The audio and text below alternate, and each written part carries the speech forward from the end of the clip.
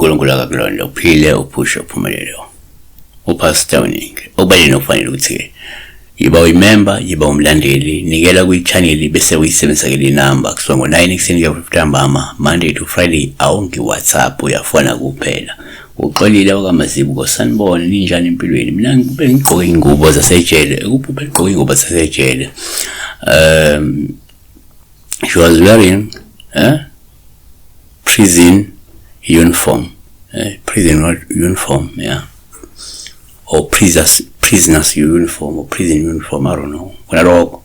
So number one, esikhathini uma ungeze ukuphupha ingubo zasejele kuyaba uphawu olubi uma uzigqokile ngoba lusho ukuthi kungenzeka usukukhonjiswa ukuthi kumele uzibambe ziqine ukuze unqobe izibopho ozembathiswayo abathakathi abanonya. Omunye umuntu kuyenzeka uma imbathiswa ke izibopho ethile noma kwenziwa izibopho phela kwempilo yakhe egqokele ingubo zasejele.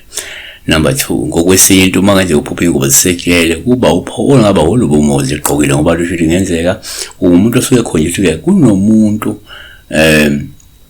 owashona eyisiboshwa noma ke owaphuma ejele kepha ngemuva kwesikhathi washona lingavaliwe ijele futhi engageziwe wahlanjululwa insila yejele ukuthi sekunomuntu mhlophe ongasekho owake waboshwa kodwa wangalungiselwa lutho ekufanele nimlungisele ukuthi ke nivale leli jele nimgeze nimhlambulele insila sejele.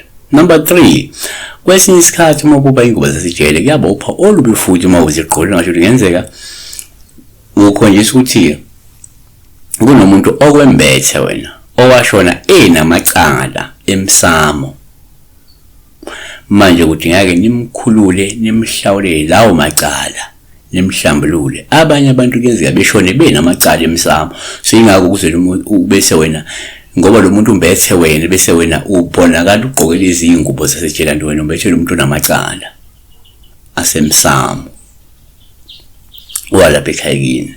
So number 4, kuyenzeka futhi uma uphupha ingubo zasejele kube uphawu olubi uma uzigqokile lusho ukuthi kungenzeka ukhonjiswa ukuthi kumele uzilwele ngomkhuleko noma ke ngemithi okanye nje ushintsha ukwenza uma ukuthi unamabatha uneyigwegwe kungenjalo uzosithola usejele ngoba omunye kuba isexwayiso ukuthi mhlawumbe lo muntu lo kumele ayilwe ngemkhuleko nje kuza agweme ijele noma akasebenzisa imithi kuza agweme ijele noma kunendlela aphila ngayo engamukelekile engahle imholile ejele ufuna bese uyayishintsha lo muntu loyo ukuze enze njani angeke ayithole esejele. Yabona sabakhulu ke besibheka la ukuphupha ugqoka izingubo zasejele. Yebo kwabanye ke bakuthatha njengento enhle ingubo zasejele ukuthi mawuthola uma ukuthi njama impilo yakhe inzima futhi ngezeka uhambe kube lula uhambe kube kuhle empilweni.